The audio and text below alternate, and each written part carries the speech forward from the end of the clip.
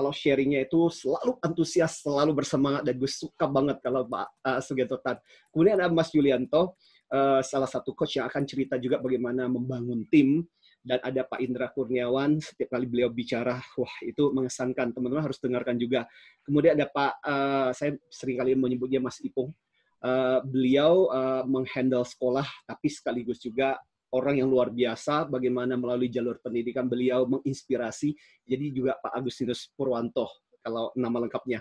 Kemudian ada Mas Agus Rianto, beliau dari Telkom University, John juga akan share kepada kita. Ada Bu Lolita, kemudian ada Mas Arnold Lukito, Pak Egidius Sunosmo, salah satu yang banyak berkecimpung dengan dunia remaja. Nah, saya merasa buat para orang tua, saya yakin biasanya teman-teman yang bekerja juga, profesi kita ganda, betul nggak?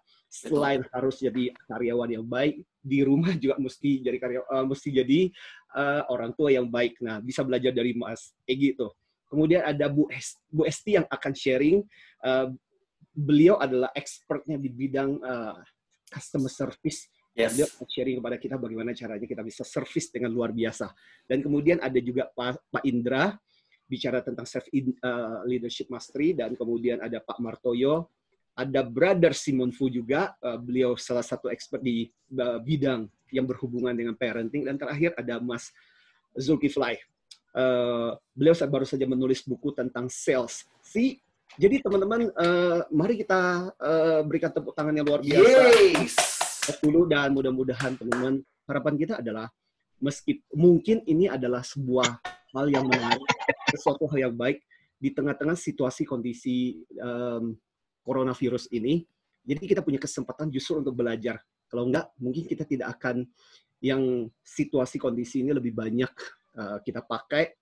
Apalagi kalau biasanya di rumah, konotasinya adalah santai, relax, tapi kita bisa menggunakan waktu kita lebih efektif. Begitu kira-kira perkenalan dari saya buat masuk ke dalam materi kita pada kesempatan ini, Pak Kamadu ya. Yes, dan tentunya kami pun juga akan menunggu kehadiran kawan Konsuma untuk join di Zoom berikutnya di hari Rabu dan juga Jumat ya Pak Martin ya. Yes, betul. Oke. Mari kita mulai obrolan kita. Oke, teman-teman. Pada kesempatan sore hari ini semua gara-gara satu benda kecil ini, setuju nggak? Because of benda ini, gara-gara satu virus ini, dan seluruh kehidupan kita berubah. Ya, nah makanya mungkin kesempatan malam hari pada sore hari ini kurang lebih sekitar jam 5:30 nanti, teman-teman sekalian, pertanyaan yang paling menarik adalah ini berkah atau bencana?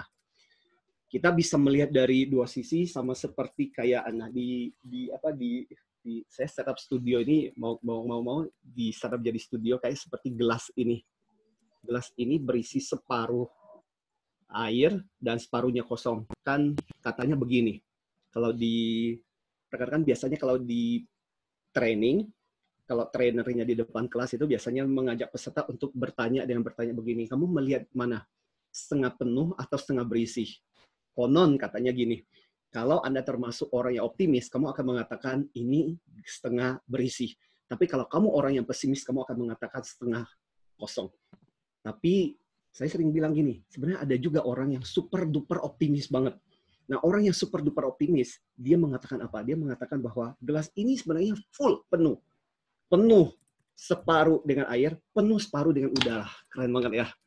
Jadi dalam situasi ini dia tetap melihat sesuatu secara optimis, sama seperti kayak kita melihat gelas ini, kamu jadi optimis atau yang menjadi yang pesimis. Tapi intinya yang jelas pasti dong teman-teman, ini berpengaruh besar terhadap situasi kita. Makanya kenapa pada sore hari ini buat teman-teman yang ikhlas mau luangkan waktu untuk belajar, sebenarnya saya mau mulai dengan sebuah pertanyaan sederhana. Kamu berada di emosi mana sih? Yuk, dari 9 gambar ini, jereng-jereng, teman-teman, kamu kalau Anda melihat diri Anda di ke-9 gambar ini, lalu berada di mana? Ada yang kesel, panik, sedih, entah yang bingung, yang marah, ya santai aja, tenang, damai, yang udah mulai muak dengan berbagai informasi yang nggak jelas, atau justru Anda bergembira dalam situasi, siapa tahu kan, yeay, jadi nggak perlu ke kantor, bisa sampai di rumah, bisa di rumah. Nggak ketemu sama bos gitu ya Pak Martin ya? Nggak perlu susah-susah. Ada berbagai pertanyaan. Saya adalah, mungkin bisa dijawab di komen kali ya. Jadi kita bisa survei. Menarik. Lu termasuk dalam posisi yang di mana saat ini, ya. Nah, tapi saya mulai dengan dampaknya memang begitu banyak. Sampai beberapa waktu lalu saya terima banyak melalui WA lah, melalui email lah. Salah satu adalah yang saya terima di IG, dan ini yang dikatakan oleh orang tersebut, rekan-rekan. Dibilang begini, "Selamat pagi Pak Antoni, semoga sehat dan selalu baik ya Pak. Saya waktu lalu pernah ikut seminar Bapak. Mohon maaf sebelumnya, saya ingin meminta tips dalam kondisi saat ini. Jujur saya merasa cemas berlebihan karena pandemi dari virus corona, sehingga berimpact ke tingkat stres dan asam lambung saya naik ditambah dengan susah tidur. Mohon tipsnya, kiranya bagaimana mereda rasa kecemasan berlebihan ini. Thank you." Dan teman-teman tahu kalau kita bicara mengenai balik ke obrolan kita ya, kalau kita bicara mengenai dampak dari situasi ini, teman-teman, kita bisa mengatakan begini, bahwa dampak awal-awalnya mungkin karena situasi ini kan nggak ada yang pernah tahu tentang kondisinya. Dampak awal-awalnya adalah sebenarnya lebih banyak di kebingungan, ketidaktahuan ini apa yang akan terjadi. Lantas kemudian yang berikutnya adalah mulai dari kebingungan, mulai rasa cemas, rasa ketidakpastian, itu mulai terjadi. Level berikutnya yang bisa terjadi adalah ketika kita mulai merasakan stres. Nah, dampak setelah stresnya itu yang sebenarnya lebih berbahaya, karena stres itu sebenarnya masih simptom-simptom yang disebabkan karena penyebabnya nggak jelas. Tapi kalau kita lanjutkan, ini sampai rekan-rekan kalau Bapak Ibu sekalian perhatikan di sini, ini bahkan ada yang sampai di Inggris dan di India. Coba Bapak Ibu teman-teman perhatikan di sini. Ini ada yang sampai levelnya adalah ini Emily Owen 19 tahun, dan apa yang terjadi adalah dia bunuh diri karena dia begitu khawatir dan begitu takutnya dengan virus corona ini. Ya, dan di India sampai kemudian yang terjadi adalah bunuh diri seorang pria di India 56 tahun. Jadi namanya Gopala Krishna Madhivalah, membunuh diri dengan cara menggantung dirinya hanya gara-gara waktu itu dia kena simptom yang dia khawatirkan itu adalah coronavirus, supaya tidak menjangkiti keluarganya, akhirnya kemudian dia bunuh diri. So teman-teman, kalau kita perhatikan kisah-kisah seperti ini bikin kita ngenes, ya nggak? Bagaimana orang bisa jadi gara-gara situasi seperti ini bisa mengambil keputusan-keputusan yang buat kita adalah kenapa harus melakukan dengan cara-cara seperti itu. Tapi ini bisa kita pahami, mulai kita mengerti kalau kita melihat bagaimana dinamika emosi kita terjadi, teman-teman. Makanya kenapa sangat penting buat kita adalah, tadi pertanyaan pertama saya adalah, rekan-rekan semua bisa tahu nggak saat ini apa sih yang rekan-rekan sekarang ini rasakan gitu. Karena ada satu penelitian yang menarik, teman-teman, pernah dilakukan di Amerika oleh seorang psikolog namanya Jane Pennebaker. Jadi tahu apa yang dilakukan oleh Jane Pennebaker ini adalah terhadap karyawan yang di PHK. Nah, karyawan-karyawan yang PHK ini kemudian dibagi menjadi dua kelompok. Tahu apa yang disuruh oleh dua kelompok ini? Jadi kelompok pertama, yang karyawan yang sudah di PHK ini, tidak diminta untuk melakukan apapun. Kelompok yang kedua, tahu apa yang diminta? Diminta setiap hari mereka diminta untuk menuliskan di dalam diarinya apa yang mereka rasakan setiap hari. Jadi kuncinya adalah apa yang mereka rasakan. So, kayak seperti diari, setiap hari aku merasa gimana setelah mereka di PHK. Dan tahu nggak, rekan-rekan, apa yang terjadi? Setelah beberapa bulan, ketika mereka harus menulis, tahu apa yang terjadi? Yang menarik adalah, ternyata hasil penelitian adalah, kelompok yang diminta untuk menuliskan apa yang mereka rasakan setelah di PHK itu menjadi jauh lebih cepat kembali mendapatkan pekerjaan dibandingkan dengan kelompok yang tidak melakukan apapun. Nah, pastikan ini membuat tanda tanya dong. Apa yang menyebabkan? Kenapa bisa seperti itu? Lantas, Jane Pennebaker akhirnya menemukan, si psikolog ini akhirnya menemukan alasannya. Ternyata tahu nggak, Bapak Ibu? Ternyata pada saat ketika kita menulis, dan pada saat ketika kita tahu perasaan kita seperti apa, ternyata kesadaran kita tentang perasaan itu mendorong kita untuk melakukan sesuatu. Makanya kenapa pada sore hari ini sebenarnya pertanyaan ini menarik. Karena nggak semua orang bisa menjawab pertanyaan. Atau kadang-kadang ada orang yang mengabaikan perasaannya sendiri. Karena dia merasa, udahlah, lupakan sajalah. Saya nggak bisa tidur, udahlah, lupakanlah saya stres. Justru ketika kita mengabaikan perasaan-perasaan kita, itu akan berdampak. Tapi ketika kita memahami, saat ini saya stres, saat ini kondisi seperti ini, itu yang akan mendorong kita untuk melakukan sesuatu, rekan-rekan. Ya, atau dampaknya yang sempat di awal-awal ketika coronavirus dimulai adalah panik untuk membeli barang. Nah, tapi beruntungnya sekarang ini kondisinya kondisinya sekarang ini sudah agak mereda sih kelihatannya. Ya, bahkan kita bersyukur teman-teman beberapa waktu lalu sampai saya bikin di YouTube channel saya begitu tersentuh. Ada orang-orang yang dalam situasi kondisi meskipun coronavirus sekarang ini terjadi, orang justru kebaikan sifat-sifat menolong kemudian ditunjukkan dalam situasi ini. Buat saya begitu tersentuh. Ya, orang membagi-bagikan makanan, orang memesan makanan dari ojek, tapi makanannya tidak diambil, tapi ketika diberikan kepada abang ojeknya itu kisah-kisah begitu luar biasa. Jadi menurut saya manusiawi, normal buat kita untuk dalam ketidakpastian seperti ini, kemudian kita merasakan seperti itu. Makanya sangat penting gini, kalau kita lihat alasannya, ada dua hal yang teman-teman pada kesempatan sore hari ini saya mau sharingkan kepada teman-teman dari latar belakang saya di psikologi, dari latar belakang saya mendalami soal masalah emosi ini, rekan-rekan. Yaitu apa? Dua hal. Dua hal apa? Dua hal begini. Yaitu soal antara ketika logika sama emosi kita itu harus bertabrakan, teman-teman.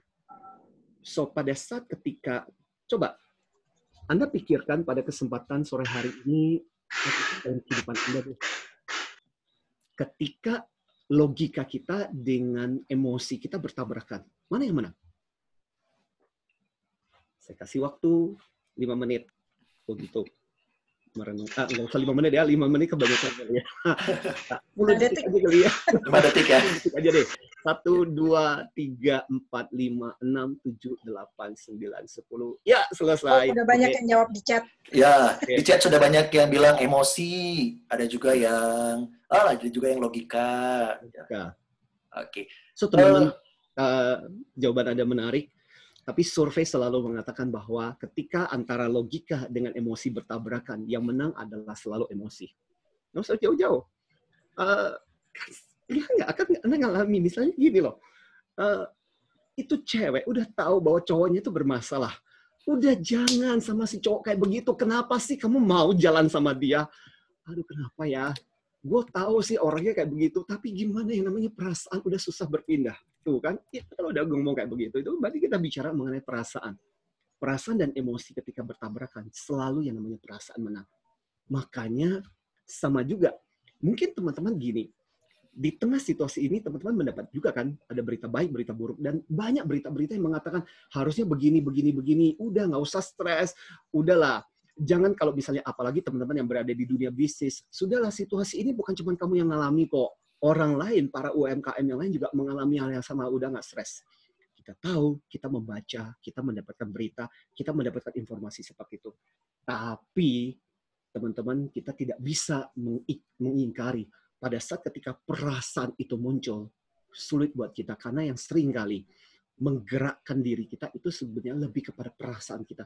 Makanya, buat rekan-rekan pada kesempatan pada sore hari ini untuk teman-teman mulai pikirkan gini. Kalau kita bicara tentang sesuatu, ada 3 proses yang namanya think, feel, sama act. Jadi cara berpikirmu mempengaruhi perasaan-perasaanmu dan itu mempengaruhi tindakanmu. Ya, saya ulangi ya. Think, feel, act. Cara berpikirmu mempengaruhi perasaanmu, mempengaruhi tindakanmu. Gini. Kalau kita bicara tentang apa yang kita rasakan, memang ditentukan oleh berpikir kita. Tapi yang kemudian menggerakkan segala tindakan kita adalah anak kecil kita, sama seperti kayak adik kecil kita yang bercokol di dalam kita yang namanya emosi. Rekan-rekan saya masih ingat kalau kita bicara tentang hal ini, ada satu tokoh di dalam kalau superhero anak-anak itu ada tokoh namanya Hulk. Yes. Ya, dan dia punya satu kalimat yang dia selalu mengatakan bahwa you will not like me when I'm angry. Kamu nggak bakal suka dengan saya kalau emosi saya sudah dalam kondisi marah. Nah, ini juga merupakan salah satu contoh. Jadi pada saat ketika emosi kita udah terjadi, itu akan mempengaruhi kita. Jadi dimulai dengan bagaimanapun kalau kita bicara tentang emosi kita, itulah yang seringkali menggerakkan diri kita. Itu yang menentukan kita. Bahkan kalau beberapa waktu lalu, saya baru saja sharing dengan teman-teman yang jualan gitu, jualan online. Dan saya selalu bilang, seringkali bahkan ketika kita memilih sesuatu pun, sebenarnya latar belakang kita yang mendorong kita itu adalah emosi. Kenapa sih aku suka dengan handphone ini? Salah satu alasannya mungkin lebih bergengsi, mungkin karena ketika aku pakai orang lihat ya paling nggak kelihatan lebih berkelas. Tapi pada waktu ketika ditanya, kita akan mengatakan, kenapa kamu pakai handphone? Oh ya, soalnya fiturnya, soalnya kelihatannya logis. Tapi seringkali biasanya ada unsur-unsur emosi kita yang menggerakkan kita. Makanya teman-teman balik lagi ke jawaban kalau ditanya emosi sama logika mana yang menang, selalu perasaan-perasaan kita yang ujung-ujungnya selalu akan lebih menang. Ya, dan yang menang faktor yang kedua yang saya ingin katakan adalah soal informasi, rekan-rekan, soal informasi. Jadi kalau kita perhatikan tentang informasi antara emosi dan positif dan negatif, mana yang menang? Jereng-jereng 5 detik. Yuk, isi yuk. Cek. Isi di komen yuk, teman-teman. Mari komen. Ada yang bilang negatif, ada yang bilang negatif. 3, 4, 5. Oke. Okay. Selesai waktunya. Karena waktu saya nggak terlalu panjang untuk sharing tentang ini. Jadi jawabannya apa? Jadi jawabannya adalah emosi negatif. Iya dong. Gini aja deh. Coba rekan-rekan pernah nggak sih, misalnya kamu melakukan sesuatu, atau gini aja deh, lihat di sosial media. Katakanlah kamu melakukan sesuatu, posting sesuatu. Katakanlah gini, ada 50 orang yang memberikan komen. Itu saya sering kali ngalami itu. 50 yang memberikan komen. 50 komennya itu komen-komen yang positif. Tiba-tiba ada satu yang memberikan komen negatif.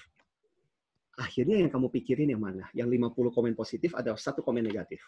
Saya berani bertaruh, pasti kebanyakan dari teman-teman akan mengatakan satu yang pikirannya yang paling negatif. Setuju nggak, Bang saya? Nah, itu adalah salah satu contoh bagaimana emosi yang positif, yang negatif itu berpengaruh jauh lebih besar buat kita. Bahkan tahu nggak teman-teman sekalian, beberapa hasil penelitian riset mengatakan berapa kali 4-8 kali pengaruh dari emosi-emosi negatif itu dibandingkan yang positif. Artinya apa? Kebayang nggak sih bahwa hasil ini kemudian mengingatkan kita bahwa gini, ketika kita bicara mengenai satu emosi yang negatif supaya untuk bisa dihilangkan, kamu perlu mencari kurang lebih 4-8 kali hal yang positif untuk bisa menutupi itu. Makanya kenapa dikatakan bahwa kekuatan emosi yang negatif itu jauh lebih besar. Atau gini aja deh, teman-teman pasti juga ngalami. Antara di masa kecilmu, pengalaman di masa kecilmu, mana yang biasanya paling kamu ingat sih? Biasanya antara informasi atau memori atau pengalaman yang menyenangkan atau yang tidak menyenangkan. Benar, pasti ada juga yang hal-hal yang menyenangkan yang kita ingat. Tapi saya yakin ketika hal tidak menyenangkan itu terjadi, itulah yang seringkali ingat. Makanya seringkali juga kadang-kadang berteman juga seperti itu. Pernah nggak Anda ngalami di mana Anda berteman dengan mereka, Anda sudah melakukan hal yang baik, ya, tiba-tiba satu kesalahan aja, dan itu seolah-olah menghapus semua hal baik yang sudah teman-teman lakukan. Jadi artinya gini, teman-teman bisa melihat nggak bahwa di tengah situasi ini kita menghadapi wabah, pasti ini punya dampak yang luar biasa terhadap perasaan-perasaan kita. Ya, makanya kalau kita bicara mengenai ini, sebenarnya sih satu hal lagi, teman-teman gini, rekan-rekan Bapak Ibu yang mengikuti sharing kita pada sore hari ini, sebenarnya kalau kita bicara tentang emosi positif dan negatif, ada satu hal yang sebenarnya dianjurkan kepada kita sih, gitu, yaitu apa? Kita sebenarnya dianjurkan untuk tidak menggunakan istilah emosi negatif sih. Ya, jadi balik lagi ke sharing saya buat rekan-rekan semua pada sore hari ini, kita sebenarnya dilarang untuk menggunakan istilah emosi positif dan negatif. Tapi mungkin karena ini udah terlanjur kita pakai, sehingga kita seringkali menyebut, lu jangan marah dong, lu jangan cengeng dong, lu jangan nangis dong. Seolah-olah sedih, marah itu emosi yang negatif. Lantas kemudian happy, senang, bahagia itu emosi positif. Nah, kalau kita mendalami ini sedikit sharing dari ilmu psikologi, teman-teman ya, dalam ilmu psikologi, bahkan kemudian kita dianjurkan gini, jangan menggunakan istilah emosi positif dan emosi negatif. Tapi yang ada adalah emosi yang menyenangkan dan emosi tidak menyenangkan. Kenapa? Nih, saya kasih contoh. Misalnya marah. Bagus atau jelek?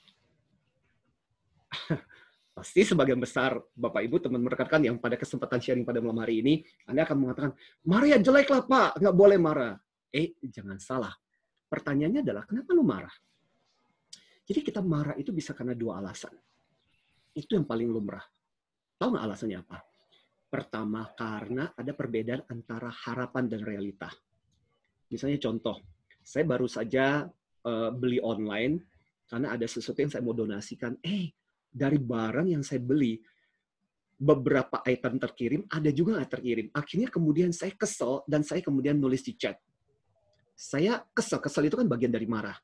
Jadi pada waktu ketika kita mengungkapkan marah, karena ada perbedaan antara harapan dan realita. Kamu berharap ini terjadi seperti ini, tapi realitanya, kenyataan, faktanya nggak seperti itu. Marah nggak? Kalau kamu nggak marah, ya sudahlah, berarti kemungkinan besar kamu orang baik banget. Ya, tapi dengan cara seperti itu, saya merasa bahwa orang lain nggak akan belajar, apalagi dia online shopping. Saya bilang, saya adalah seorang trainer tanda ini, tapi kalau Anda seorang jualan dan sebagainya, pastikan Anda teliti dan sebagainya. Sampai saya memberikan kuliah pendek kepada si penjual online itu. So, alasan pertama adalah karena perbedaan antara apa? Harapan dan juga kenyataan ya. Betul. Alasan kedua, teman-teman, kenapa kita marah sih? Alasan kedua kita marah adalah karena hak kita dilanggar. Iya nggak? Misalnya contoh, saya mau bertanya pada teman-teman atau ibu-ibu yang rekan-rekan yang cewek yang ada di sini lah. Misalnya contoh, tiba-tiba ada cowok nih, lu nggak kenal, lu nggak tahu sama sekali datang dan kemudian toel-toel Anda. Lu marah nggak? Kalau Anda nggak marah, kemungkinan besar berarti Anda menikmati, betul nggak? Marah itu menunjukkan kita sedang membela hak kita. Dan saya mengatakan bahwa marah itu sesuatu yang makanya selalu kita mengatakan mulai sekarang jangan membedakan emosi positif dan negatif, tapi kita harus kita menyebutnya emosi yang menyenangkan dan tidak menyenangkan. Atau contoh sebaliknya deh, senang. Senang itu emosi positif negatif. Kalau rekan-rekan mengatakan, Pak Antoni, yang namanya senang itu pasti emosi positif dong. Belum tentu. Misalnya contoh, ya, katakanlah saya lagi happy dengan kondisi, ketika saya mendengar teman saya kesulitan. Apa? Dia lagi susah, syukurin! Misalnya contoh, kalau saya mengatakan seperti itu. Iya, saya happy sih, betul. Nah, tapi dalam konteks seperti itu, kita nggak bisa mengatakan bahwa ketika orang gembira itu selalu positif. Jadi teman-teman, make sure ya, kita punya pemahaman yang yang netral tentang emosi itu sendiri. Saya merasa gini, emosi itu adalah pemberian dari Tuhan yang luar biasa dalam kehidupan kita. Ya, Tuhan memberikan kita begitu banyak variasi emosi untuk sebenarnya kalau kita perdalam tentang emosi itu sesuatu yang bisa kita berdayakan dengan luar biasa. Ya, sampai rekan-rekan saya kalau saya cerita sedikit, biasanya kalau di di kelas kecerdasan emosional yang di dalam kelas ini karena gara-gara corona dan tidak bisa berada di ruang kelas, salah satu yang saya sharingkan adalah tentang pengalaman masa kecil saya. Jadi saya yakin pasti nggak ada Bapak Ibu rekan-rekan di sini yang pernah ngalami waktu ketika saya masih kecil, saya masih ingat salah satu yang membekas secara emosional itu menjadi salah satu luka emosional juga buat saya. Saya pernah datang ke salah satu saudara saya untuk meminta beras karena waktu ketika kami kecil kehidupan kami sangat sulit, sangat miskin. Waktu ketika minta beras, tahu apa yang dilakukan oleh saudara saya kami itu? Yang dilakukan adalah menendang saya keluar dari pintunya.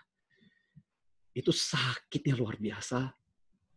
Sambil pada waktu ketika nendang itu, saudara saya itu bilang begini, dasar orang miskin. Dan itu kalimat yang muncul. Dan itu menjadi sesuatu yang begitu membekas. Sampai saya ketika kuliah, saya sempat berjanji dalam diri saya tidak pernah akan mengenal si saudara saya ini.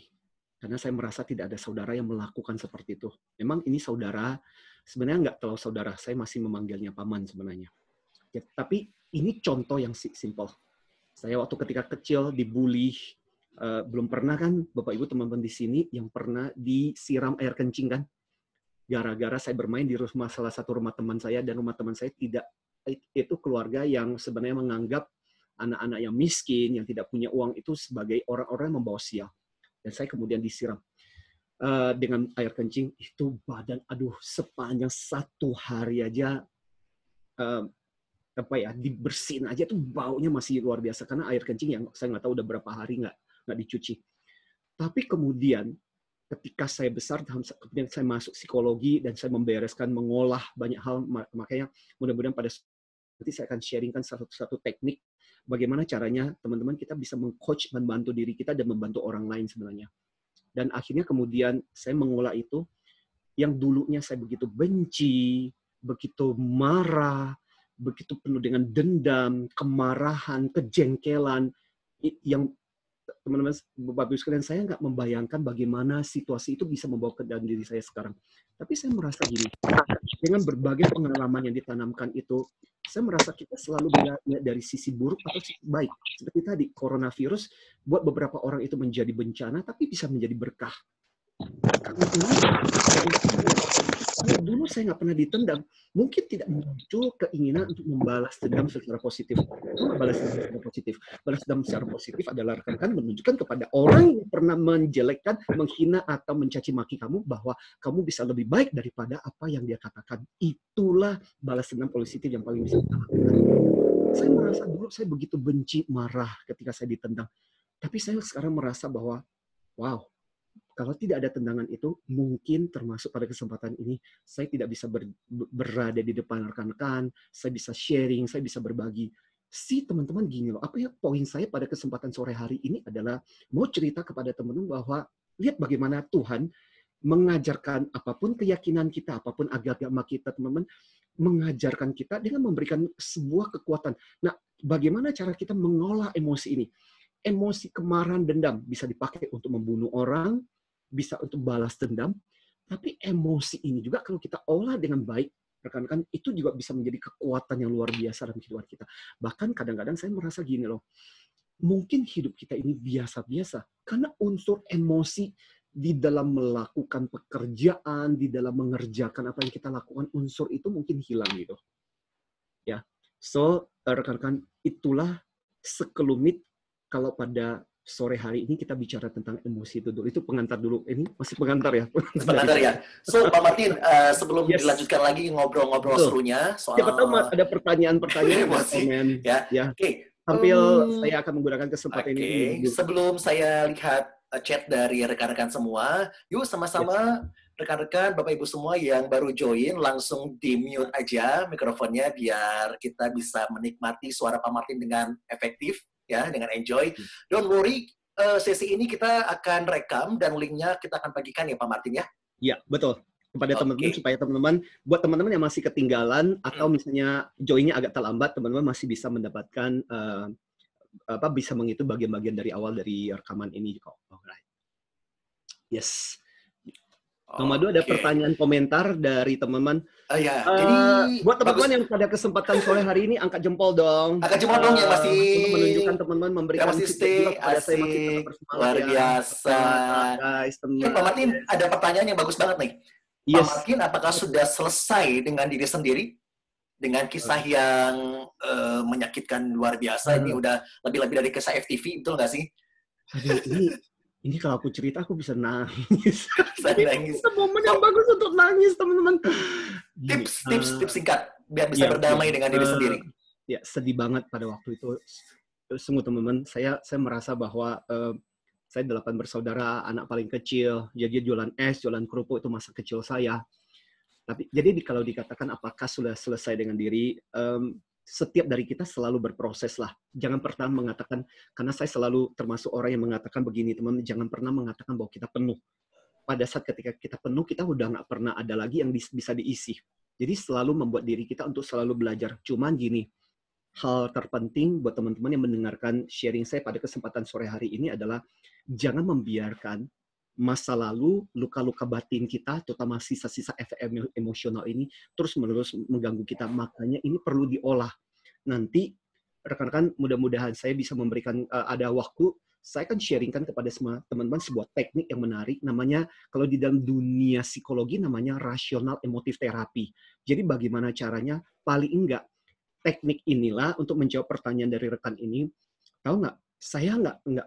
Saya betul-betul secara emosional, rekan-rekan, saya adalah motivator yang mungkin pernah mau bunuh diri waktu ketika saya berusia 6 tahun. Saya merasa hidup saya begitu sulitnya, hidup saya betapa susahnya. Tapi kemudian sampai saya merasa gini, sampai waktu itu saya berdoa kepada Tuhan, Tuhan kenapa hidup saya susah banget. Dan waktu itu saya 8 bersaudara, sampai saya berpikir gini, 8 bersaudara kalau mati satu itu kan masih ada sisa 7 orang. Ya, rekan-rekan kalau saya berhasil, mungkin kita tidak akan pernah bertemu dalam kesempatan ini, by the way. Ya, tapi buat saya adalah saya masih ingat ketika saya di SMP waktu itu dan SMA, waktu itu saya senang dengan buku-buku yang berhubungan dengan pengembangan diri. Mungkin itu cara pelarian saya. Dan waktu itu saya secara tidak sengaja berkenalan dengan sebuah teknik yang simple, sederhana, yang saya sebenarnya pada kesempatan ini saya mau sharingkan kepada teman-teman. Teman-teman bisa menggunakan ini untuk membantu diri teman-teman dan juga bisa membantu buat rekan yang lain. Namanya rasional emotif terapi. Nah, pada waktu itu tidak ada istilah seperti itu. Nah, seperti apa prosesnya? Nanti ya, sabar. Bagian tips, nanti saya akan sharingkan kepada teman-teman bagaimana teknik ini bisa teman-teman lakukan paling nggak buat diri sendiri, dan paling nggak itu bisa teman-teman lakukan juga untuk membantu yang lain. Yes, oke, Pak Martin. Yes, udah banyak banget pertanyaan, tapi kalau kita langsung masuk ke sesi pertanyaan, sepertinya udah kejar-kejar dengan materi, betul nggak sih? Ya, betul. Ya, tapi don't worry, sahabat-sahabatku terkasih, para rekan-rekan atau Bapak Ibu semua yang sudah join di Zoom ini, semoga tips dan juga trik yang sudah dikemas dalam materinya Pak Martin bisa menjawab pertanyaan yang sudah disampaikan di kolom chat ya. Yes, betul. Oke. Yuk, silakan boleh dilanjutkan dulu ya Pak Martin ya, karena materinya masih banyak. Semoga bisa terjawab lah ya. Saya berharap materinya nggak banyak, sharingnya yang banyak supaya rekan-rekan gini.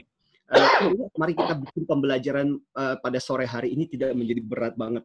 Karena tugas saya adalah saya tidak mau jadi dosen yang bosenin. Aduh, Pak Martin mirip banget sama dosen gue, bosenin gue di kelas selalu tertidur, please deh gitu. Itu hal yang berusaha saya hindari. Rekan-rekan mudah-mudahan jangan merasa seperti itu ya teman-teman. Kalau teman masih bersamaan, angkat tangan dong. Angkat tangan dong. Ya, masih bersabar ya. Oke. Kita selesaikan dulu ya. Kita selesaikan dulu sharingnya yang sudah disampaikan Pak Martin. Nah, ini yang membawa kita ke, kalau saya bicara teman-teman, betapa pentingnya yang EQ. Jadi EQ ini semacam kayak gerakan, tapi ini juga semacam pembelajaran dimulai pada tahun 95 oleh seorang namanya Daniel Goleman. Nah, Daniel Goleman inilah di tahun 95 menulis satu buku yang menarik, judulnya adalah Kecerdasan Emosional, Kenapa Lebih Penting Daripada IQ. Karena selama ini kan kalau kita bicara tentang kecerdasan, fokus kita apalagi, mohon maaf ya, mak-mak tuh, ibu-ibu tuh yang sering kali dengan biasanya kalau kumpul-kumpul, tahu nggak Jeng, anak gue dong, nilai rapotnya dong, rankingnya dong. Dan itu yang sering kali biasanya kalau mak-mak kumpul kan biasanya seperti itu. Membanggakan, betapa membanggakan ketika anaknya ranking. Please, rekan-rekan juga, saya juga tidak mau pada kesempatan sore hari ini, obrolan kita akhirnya kemudian membuat Anda jadi, kalau begitu anak gue nggak perlu sekolah lagi, please deh. Tujuan saya juga bukan seperti itu. Tapi paling nggak gini, alangkah bagusnya IQ yang bagus itu bisa diperlengkapi dengan EQ yang bagus. Setuju nggak? Nah, itu yang dikatakan oleh Daniel Goleman. Dan bahkan Daniel Goleman mengatakan begini, di masa depan mungkin kesuksesan, pengaruh IQ itu sekitar 20%-an. Ya. Meskipun belakangan ini direvisi kalimat tersebut. Ya. Jadi bisa antara 70 sampai 80. Itu pengaruhnya sangat berhubungan juga dengan yang faktor EQ. Nah, buat saya adalah bukan berapa angkanya, tapi belakangan, saya ketika tahun 95 akhir, 95-96, mulai masuk, karir pertama saya adalah di Astra, thanks to Astra, saya merasa digembleng dengan banyak luar biasa di situ. Masuknya apa? Masuknya karena latar belakang psikologi, masuknya nggak jauh-jauh dari HRD. Orang bilang HRD itu hari-hari dirundung derita katanya. Tiap hari bermasalah, ngurusin orang yang bermasalah, ngurusin orang yang punya problem. Nah, yang menarik adalah saya di situ tuh banyak bertemu dengan orang-orang yang pandai, orang-orang yang cerdas, tapi apa yang terjadi? IQ-nya bermasalah. Nggak bisa berinteraksi dengan orang. Jadi pada saat ketika diminta untuk bekerja sama, nggak bisa tuh bekerja sama. Padahal lulusan terbaik loh. Dari universitas yang bagus loh. Dan akhirnya kemudian sampai ada beberapa di antaranya kasusnya itu sampai nyaris orang itu kita keluarkan. Padahal lulusan terbaik, lulusan yang dari sekolah top. Jadi apa masalah dengan orang-orang seperti ini? Ya, sampai salah satu rekan saya bilang begini, masalahnya adalah mereka cuma kurang satu, kurang ajar. Ya, bikin masalah, bikin problem. Tapi ini jadi semacam pembelajaran juga buat kita betapa ke depannya sampai rekan-rekan kalau rekan-rekan lihat di apa cari di Google World Economic Forum. World Economic Forum adalah sebuah forum di mana orang-orang para ahli ekonom berkumpul, sharing, dan bahkan mereka mengatakan begini, salah satu keterampilan penting yang dibutuhkan sekarang dan hingga beberapa tahun ke depan adalah keterampilan kompetensi yang namanya kecerdasan emosional. Jadi bagaimana yang namanya kecerdasan emosional itu penting peranannya, bagaimana kita mengolah diri kita. Sebenarnya kalau kita bicara ini, konteks saya adalah buat teman-teman, rekan-rekan, saya nggak tahu konteks Anda ada di mana. Ada beberapa, saya tahu ada beberapa teman-teman, rekan-rekan yang guru yang berada di sini. Hai untuk para guru, ya itu penting banget. Guru-guru yang cerdas emosi biasanya juga akan punya luar biasa dampaknya buat anak-anak siswa-siswinya. Untuk para pebisnis apalagi, itu paling penting. Karena kita seringkali mengatakan, dan saya bahkan, rekan-rekan tahu nggak, ini boleh sedikit menyombongkan diri ya, saya lulusan terbaik pada waktu ketika angkatan saya di wisuda. Saya adalah lulusan terbaik waktu ketika Fakultas Psikologi di UGM. Tapi tahu, pada waktu setelah lulus, bahkan yang jauh lebih cepat mendapatkan pekerjaan bukan yang IP-nya paling tinggi, bahkan beberapa teman-teman yang saya biasa-biasa saja bisa mendapatkan pekerjaan jauh lebih cepat. Dan itu sempat menjadi semacam pukulan buat saya ketika saya masih ingat pada waktu itu dengan berjalannya berbulan-bulan gitu. Bulan pertama kali awal-awal lulus kan masih dengan bangganya, dengan sombongnya. Tapi setelah bulan pertama, bulan kedua, bulan ketiga, bulan keempat belum dapat pekerjaan. Sementara teman-teman yang wisuda yang nilainya lebih rendah dapat pekerjaan. Itu sempat menjadi sebuah pukulan tersendiri. Dan yang menarik adalah saya pernah dikasih satu feedback yang menarik oleh salah satu yang merekrut, dan kebetulan ada salah satu teman saya juga di situ, dan dia bilang begini, kemungkinan adalah gini Latin, kamu adalah orang yang pandai, tapi kamu adalah orang yang pandai untuk buat dirimu sendiri, tapi ketika kamu berada di dalam tim, kamu kemungkinan besar bermasalah, dan itu yang ditakutkan dengan segala prestasi. Dan itu menjadi salah satu pukulan yang menarik. Karena kemudian disitulah saya belajar. Dan itu juga kalau saya boleh ceritakan rahasianya. Kenapa saya tertarik mendalami tentang kecerdasan emosional. Karena kita seringkali melihat betapa banyak orang yang betul-betul secara kemampuan IQ, mereka luar biasa. Tapi dari sisi EQ, mereka punya problem. Nah pertanyaan yang menarik adalah, sebelum kita masuk ke tips nanti, teman-teman rekan-rekan, EQ itu apa sih? Gampang. Kalau kita bicara mengenai EQ, kalau teman-teman angkat dua tangan, ya, tangan kiri dan tangan kanan. Yuk, ikuti saya yuk. Biar pada kesempatan sore hari ini biar saya juga bisa gerak-gerak juga. Yuk, tangan kiri dan tangan kanan ya, Pak Martin ya. Oke. Tangan kiri dan tangan kanan. Tangan. Ketika Anda mengangkat tangan bagian kanan, teman-teman sekalian, ini adalah yang disebut dengan mengelola diri Anda. Ya, ini yang kita sebutnya biasanya intrapersonal. Kamu mengelola dirimu.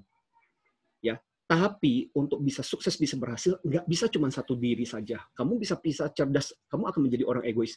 Kamu butuh tangan yang kiri untuk seimbang. Yaitu apa? Mengelola orang lain. Ini yang disebut dengan interpersonal. Jadi ada intrapersonal, ada interpersonal. Nah, kedua bagian inilah yang kemudian menjadi bagian di dalam kecerdasan emosional yang sebenarnya ini dipelajari, dilatihkan di mana-mana. Nah, tapi kalau kita bicara mengenai pengelolaan diri dan pengelolaan orang lain, ini akan kelihatan terlalu simple banget dong. Maka kalau kita bisa melihat lebih jauh lagi, Bapak Ibu, teman-teman rekan-rekan yang pada kesempatan malam ini join, Jadi kemudian dibagi menjadi ada 4 bagian penting. Kalau teman-teman bisa lihat di slide saya ini, ada 4 bagian penting dari kemampuan kita untuk mengelola diri kita yang merupakan bagian kecerdasan emosional. Nah, ini PR. Saya bilang gini, pada kesempatan sore hari ini, PR-nya mungkin gini, mungkin masalahnya bukan di Anda, mungkin problemnya bukan di Anda. Andanya nggak punya masalah. Tapi bagaimana caranya hal seperti ini, energi seperti ini bisa kita tularkan, kita bisa bagikan, dan memastikan, terutama paling nggak usah jauh-jauh deh. Anda yang sebagai orang tua, lebih care dengan bagian-bagian potongan-potongan ini sama anak Anda. Guru, jangan lupa bagian-bagian ini juga penting untuk kita latihkan kepada mereka. Kenapa? Karena saya merasa kadang-kadang sebagai guru, itu bukan saja cuma membawakan ilmu kita, pelajaran kita, tapi kita juga men-sharingkan bagian-bagian masuk bagian ini. Nah, 4 aspek itu apa? Dimulai dengan self-awareness. Self-awareness yang kalau kita lihat gambaran panahnya itu kan teman-teman dimulai dengan bagian self-awareness. Self-awareness itu kamu sadar dengan dirimu. Makanya tadi, balik lagi. Masih ingat nggak? Di awal-awal tadi, saya kan bertanya, Bapak Ibu teman-teman, di tengah situasi corona seperti ini, harus work from home, dengan situasi seperti ini, apa yang lo rasain? Itu sebenarnya adalah bagian self-awareness. Ya, kamu tahu tentang kondisimu, kamu ngerti tentang dirimu. Dan rekan-rekan, satu hal yang menarik dari bagian penyadaran diri adalah, kalau kita perhatikan juga orang-orang yang sukses berhasil, sebenarnya kita mengatakan bahwa situasi mereka nggak jauh lebih baik daripada kita kok. Situasi mereka juga sama. Cuma gini, ngomong-ngomong, di antara mereka yang daripada fokus kepada kekurangan mereka, mereka fokus pada kelebihan mereka. Ya, beberapa waktu yang lalu saya masih ingat contoh, itu udah beberapa tahun, di TV ada siaran menarik kisah tentang sukses selebritis. Waktu itu yang wawancara saya masih ingat adalah Tukul. Dan ada satu hal yang menarik di dalam obrolan. Kalau kita perhatikan satu kalimat yang menarik yang dikatakan oleh Tukul di sela-sela di antara interviewnya yang panjang itu, dan dia mengatakan begini, saya belajar untuk tidak fokus pada kekurangan-kekurangan, tapi saya fokus pada apa kelebihan, apa yang bisa saya kerjakan, dan apa yang bisa saya lakukan. Nah, itu kalimat pendek yang dikatakan. Mungkin saya yakin, mungkin Tukul sendiri mungkin jawabnya juga sambil lalu. Tapi buat saya, itu adalah satu cerminan yang menarik tentang namanya kesadaran diri. Nah, pertanyaan saya adalah, ini sesuatu yang mesti kita bisa latih. Oh ya, berita baiknya adalah, teman-teman rekan-rekan pada kesempatan sore hari ini adalah kita selalu mengatakan yang namanya kecerdasan emosional itu sesuatu yang bisa kita latih, bisa kita tingkatkan dengan latihan-latihan. Jadi sesuatu yang bisa kita kita dapatkan dengan latihan-latihan, dan kita nggak serta-merta pada waktu ketika kita lahir, ya IQ kita udah bagus, IQ kita udah luar biasa. Jadi sesuatu yang sebenarnya melalui pengalaman kita dibentuk. Dan saya sendiri mengakui bahwa awal-awal perjalanan saya pun, teman-teman rekan-rekan, saya bukan orang yang IQ-nya bagus banget, tapi melalui pengalaman itu saya merasa bahwa kita dibentuk oleh alam, Tuhan mengajarkan kita dengan berbagai pengalaman, kemudian kita belajar menjadi lebih bijak. Itu adalah bagian penyadaran diri. Nah, kalau teman perhatikan dari penyadaran diri ini, kemudian arah berikutnya itu adalah 2. Menjadi dasar kita untuk mengelola diri kita, itu yang kita kelola, itu yang kita pakai, dan biasanya di kelas-kelas kecerdasan emosional itu, itulah yang lebih banyak dilatih. Bagaimana caranya kita mengelola kemarahan kita, pada saat kita marah, jengkel, dan sebagainya. Sampai kemudian ya kita menjadi bagian dari viral yang di YouTube. Seringkali kan kita melihat orang yang emosinya nggak terkendali, akhirnya kemudian direkam dan kemudian diposting, ya, dan kemudian menjadilah bahan viral, terkenal gara-gara sesuatu yang ketika emosi nggak terkendali. Nggak lucu banget, ya. Mending kita terkenal karena sesuatu yang kreatif, sesuatu yang produktif yang kita kerjakan, bukan terkenal gara-gara emosi kita yang nggak terkendali. Nggak lucu banget, teman-teman sekalian. So, itu bagian yang kita kelola. Tapi kamu mesti sadar dulu, kamu kelola. Nah, kesadaran tentang kamu adalah, itu juga bagian, kalau kita bicara tentang EQ, menjadi kesadaran kita untuk orang lain. Nah, ya saya pause dulu deh. Oke, Pak Martin dan juga rekan-rekan semua.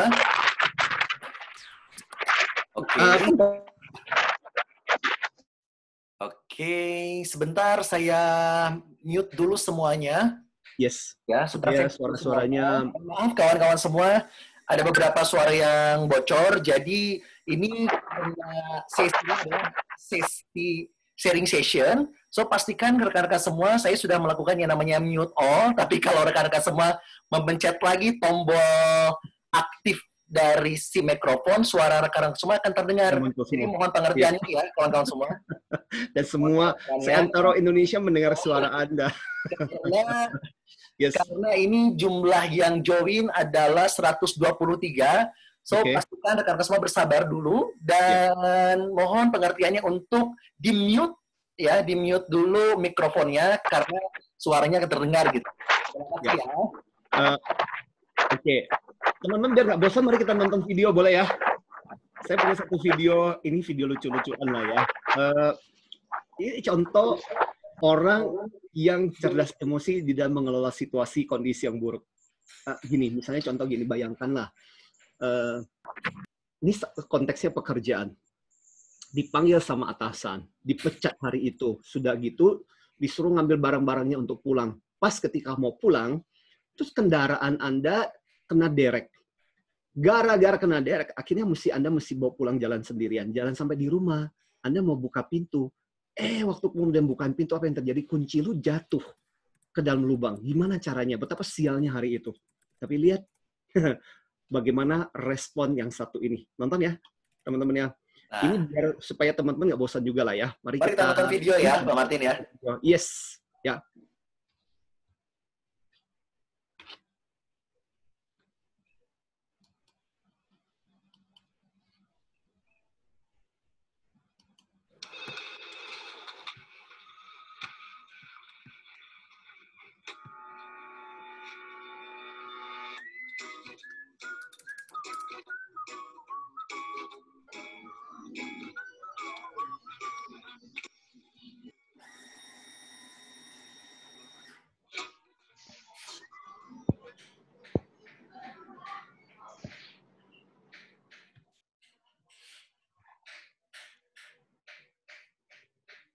Wah, jatuh.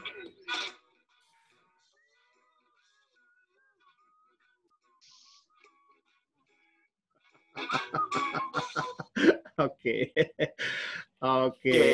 Yes. Oke, teman-teman. Iklan rupanya ya.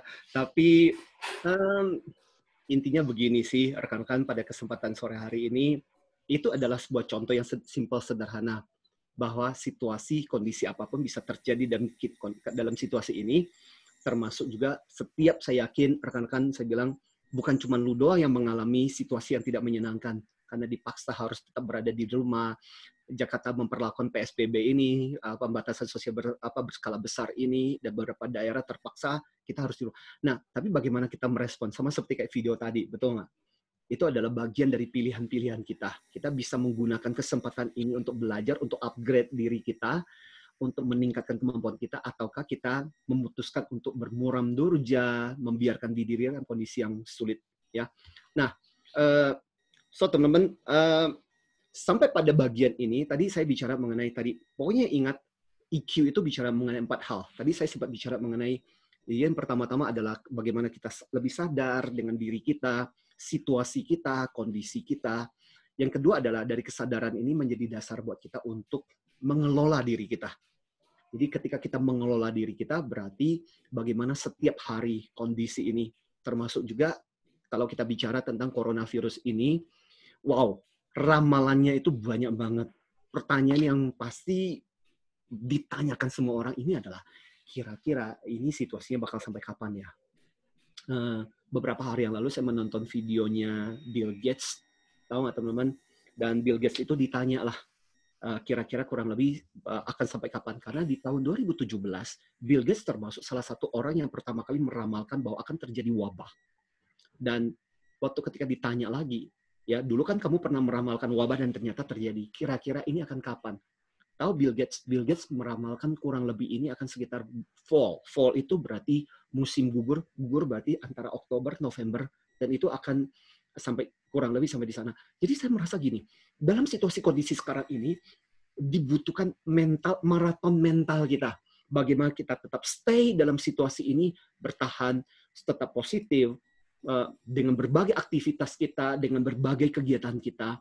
Makanya saya bilang teman-teman sekalian, betul-betul pada kesempatan sore hari ini saya appreciate dengan sekitar 100-an teman-teman yang ini sebenarnya informasi kita itu dadakan banget. Waktu kita mepet banget. Dan awalnya sebenarnya ini pun terinspirasi dengan teman-teman, saya bilang, yuk teman-teman, ternyata banyak teman-teman kita, terutama rekan-rekan kita pekerja, yang karyawan yang terpaksa harus berada di rumah.